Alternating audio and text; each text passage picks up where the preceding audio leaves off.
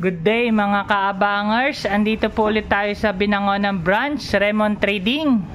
Gusto ko lang po magpasalamat kay Ma'am Beth from Sampaloc, Manila. Sampaloc, Manila po ito dadalhin through delivery charge ng Lalamove, shoulder ng customer po. So binigyan na lang natin siya ng diskwento. Ma'am Beth, ito po yung in-order nyo sa Raymond Trading. Kasalukuyan po nating tinetesting. Okay, check natin yung likod. Ayan po yung likod. Ayan. Energy saving po, 2-door Kelvinator brand. May mga tama po siya, gas-gas, dent. Ito po yung kabuuan niya. Ayan.